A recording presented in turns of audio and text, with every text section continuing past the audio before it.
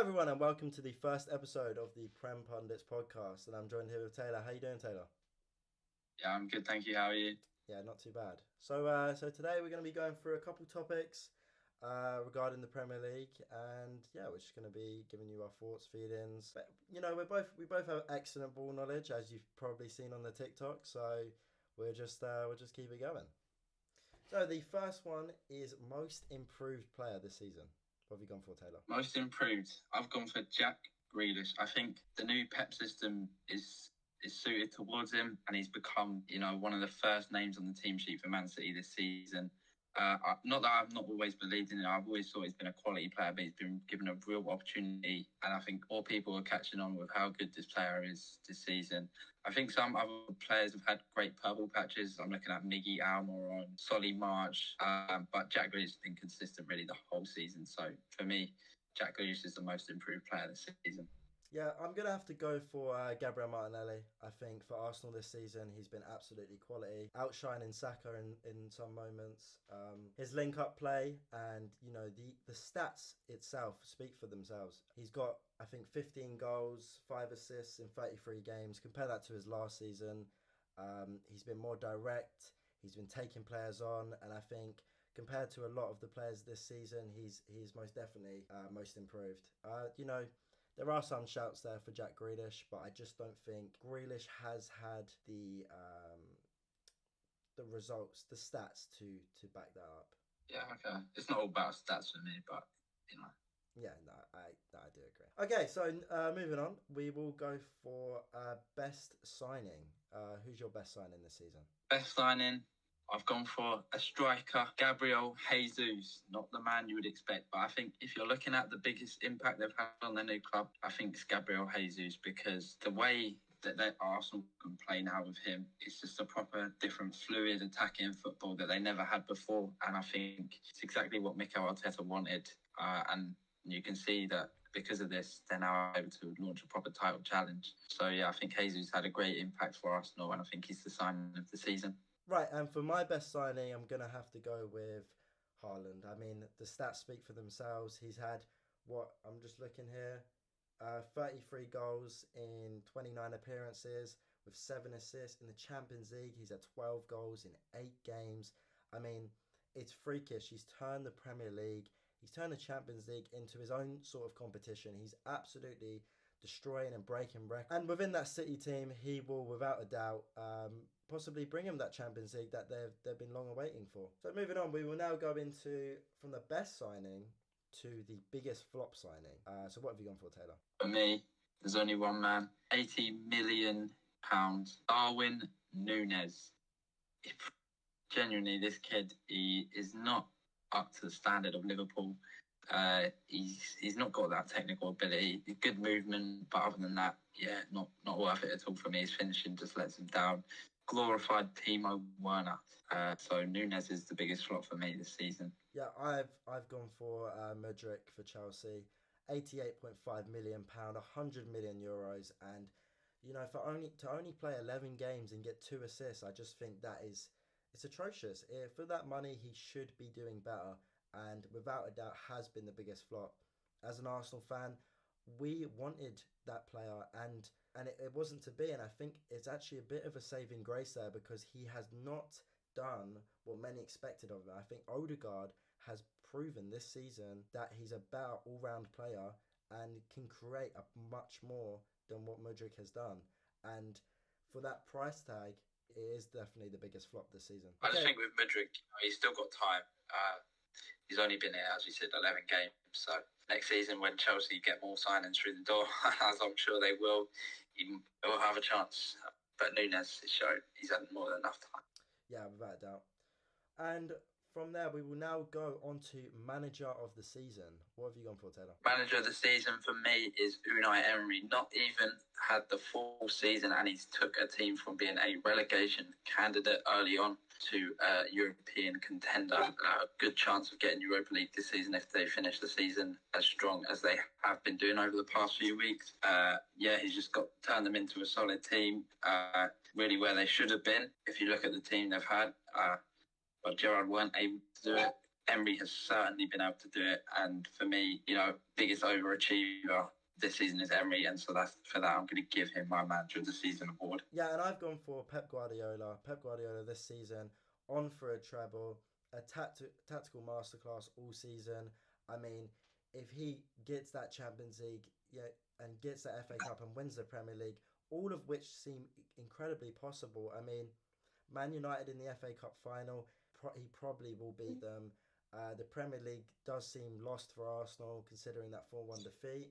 So it looks like he will get another Premier League, and obviously that Champions League with Haaland does seem again highly possible. All three highly possible, and Pep Guardiola is on for the treble as of the time of recording. So without question, he is my manager of the season. All of this while using a new system that he's been developing this season.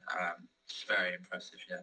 Yeah, I completely agree. So we will now go on to Young Player of the Season. What has been your pick for Young Player of the Season? My Young Player of the Season is Sven Botman, a player that really interested me at Lille.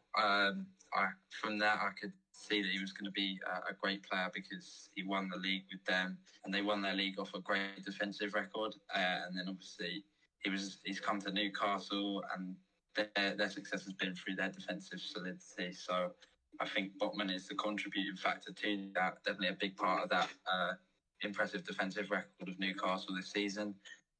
And so, yeah, he just makes it in at 23 years of age. Definitely my Young Player of the Season. Yeah, I've gone for Martinelli again. Potential Arsenal bias there, but I just believe that he has been the all-round, I mean, like I've stated before, the goals, the assists, Arsenal position in the table itself, it does speak for itself. And you have to also take in mind the goal output this season from Gabriel Martinelli. Not a lot of young players can produce that level of goal output unless obviously you are a completely world-class player, like Messi in the past, etc. But Martinelli to do that in the Premier League team with that Arsenal team, which has obviously grown and has redeveloped with Arteta. Right. I mean, for me, Saka with Martinelli, but I can see why he goes for Martinelli. Yeah. I just think Saka is definitely close. I just think Martinelli pips it for me.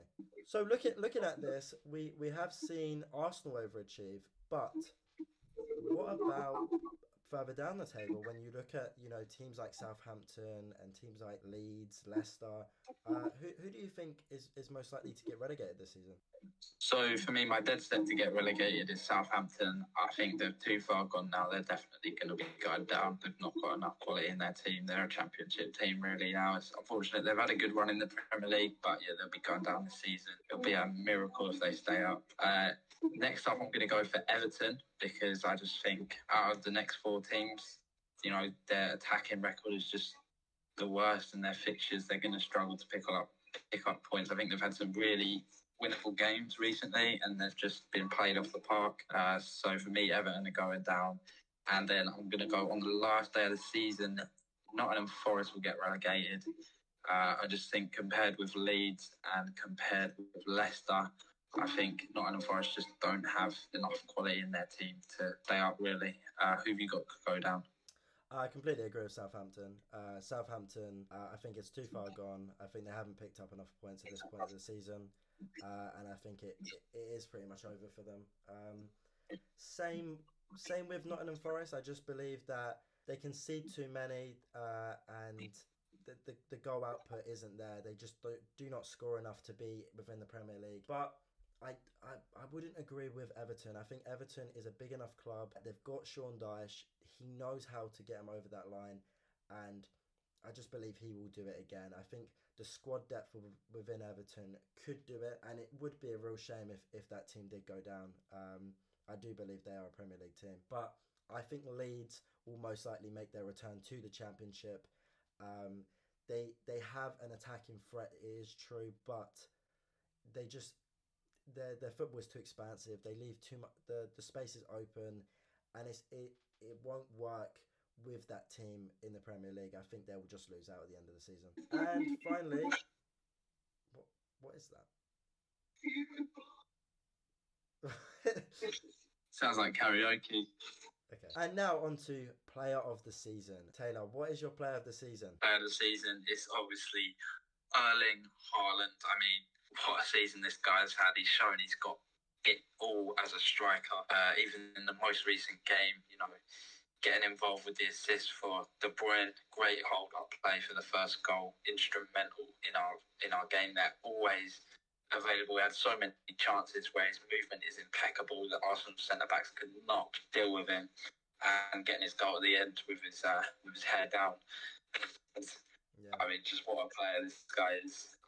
Who have you gone for? I've gone for the exact same. I think Haaland has been freakishly good this season. Throughout the season, he's just been consistent with getting goals for City. Everyone knew this would happen, and within the Champions League as well. I mean, it's an incredible record. 12 goals in 8 games is ludicrous. It really is, and he will be the deciding factor for that City team if they are to win a Champions League. They most likely will win the Premier League, and he probably will be the deciding factor in the FA Cup. I mean, City are on for that treble, and Haaland is most definitely the man to bring them that.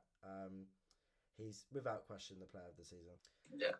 And I think that about wraps it up. So thank you guys for watching. Really do appreciate it. If you want to like, comment, subscribe, all is helpful. If you're watching this on TikTok, well, you might have seen us from TikTok. Welcome. And yeah, there'll be plenty more episodes to come, I'm sure. Any final words, Taylor? Yeah, it's just been a pleasure. Thank you all for watching. I'll see you next time. And I'll see you lot in a bit.